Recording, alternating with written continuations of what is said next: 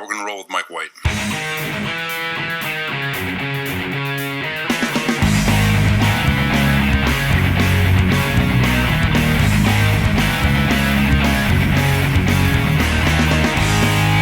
That, folks, is what an offense should look like.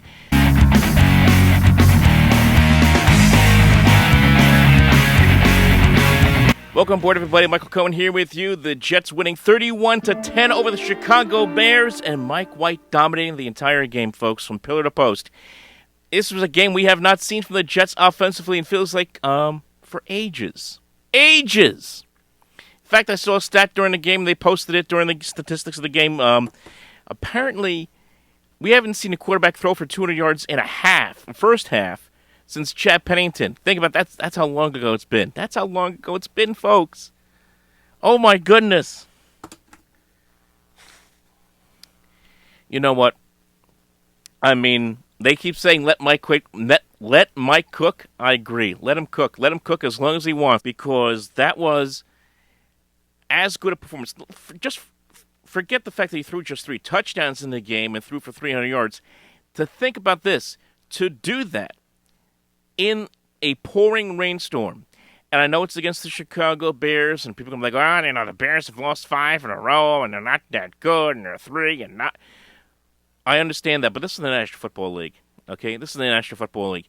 Mike White was making throws we hadn't seen Zach Wilson make at all this year, even parts of last year.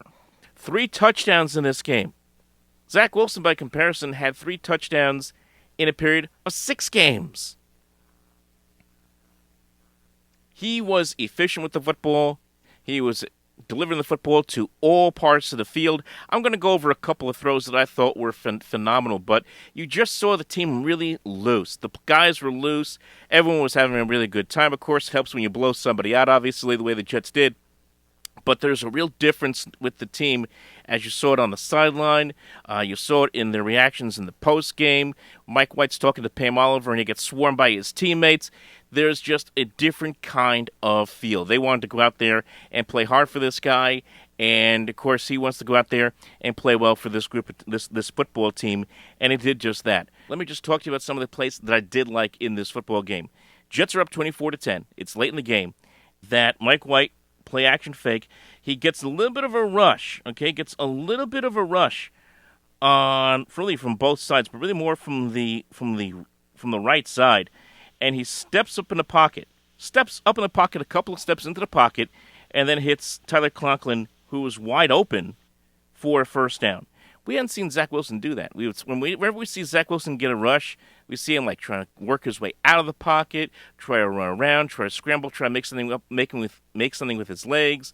He was stepping into the pocket. Was Mike White? He was making plays that were there. As Robert Saleh said in the press conference, he made the easy play look easy. Now, of course, that wasn't an easy play at all, but still, that kind of efficiency was on target all day in this game.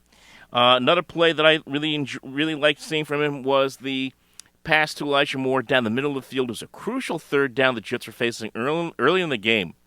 Jets are down at this point. I think they were down 10-7, and this, of course, would eventually lead to that missed field goal that they botched because, again, the ball was very wet on Sunday afternoon. He rifles one down the middle of the field into what's basically double coverage. And Elijah Moore makes the catch, gets hit on the play, and still is able to keep moving down the field for a big first down. But again, threading a needle to a receiver in a tight window. He was doing that all day. And then, of course, perhaps the biggest play of the game coming late in that first half, hitting Garrett Wilson down the middle of the field. Of course, Garrett steps away from the defender and then marches his way towards the end zone for the touchdown. The biggest part of that play was the fact that you had the linebacker jumping up into the play. Once Mike White let go of the football, all of a sudden you see the linebacker jump in. His hands are coming in. He can't get the ball. The ball ends up in Garrett Wilson's hands, and he eventually scores the touchdown. Of course, you also had a safety that fell down because of an injury as well. But it's those kind of plays, hitting his targets in tight windows, being accurate, hitting guys to the numbers, that was really key for Mike White in this game. And I said, to do that in a torrential downpour where it's raining all for the entire game. That ball looks slippery as heck. And we saw that with the bobbled field goal that the Jets had that they screwed up where they could have tied the game up in the second quarter. That ball was wet. So that made it even more impressive, the performance that we saw from Mike White. They had to have this kind of game where their offense, with the quarterback leading the way, just takes over the game and just leads them to victory. Because for the better part of this season, this defense, the Jet defense, has been the reason why the Jets have won games. Or the running game has been the reason why the Jets have won games. You know, the Buffalo game, for example, the Jets had to go 96 yards, mostly relying on their running attack, which is fine. But they needed the quarterback to deliver the goods, as has been repeated over and over again. But this is a quarterback-driven league now, right? We all know that. And you need to have a quarterback who can push the ball down the field and to do it accurately and to do it efficiently, and that's exactly what the Jets got from Mike White in this football game. Now, I know that there's been some people who were saying during the game, at least the commentators were mentioning it, I think Goose Johnson was mentioning it during the game. He says, you know, now the Jets have a decision to make. Well, I don't think there is a decision to make. The decision is that Mike White should play until proven otherwise. The Jets go to Minnesota next week. It's going to be a huge game against a really good Vikings team that is, 9-2 right now in the season. They're a team that looks like they're a powerhouse in the NFC. That's going to be a huge game for the Jets and a huge game for Mike White to show that he can keep this going.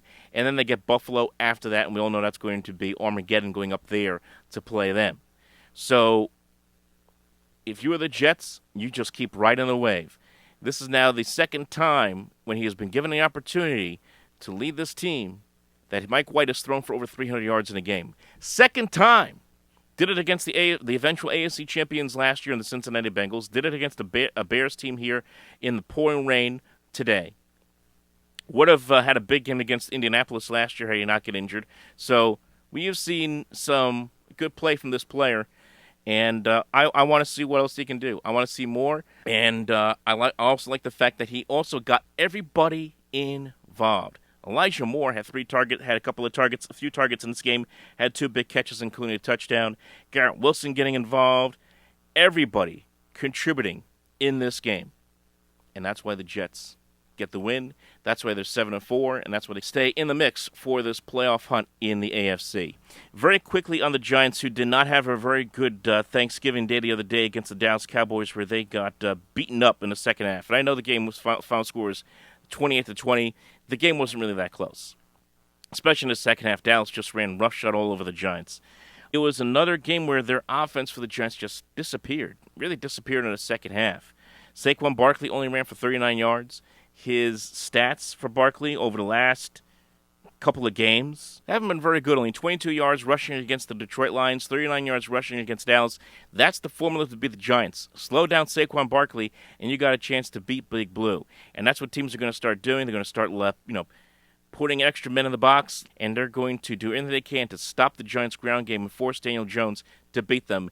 And so far, he has been up to that. And, of course, with the Giants' very thin wide receiver, it's going to be even more difficult for them. So they are in a tough spot, are the Giants, and they're going into the teeth of the schedule. I know they get Washington next weekend. Washington's a prickly team. You never know what you're going to get out of the Commanders from one week to the next. They could easily go into the Meadowlands and beat the Giants. The Giants could easily go to Washington and lose there. Then, of course, they get the Eagles twice. They get the Vikings. So it's not going to be easy for the Giants going down the stretch drive of the season as they try to get themselves into the postseason. So that's where we stand right now, folks. Man, oh man, what a day for the Jets.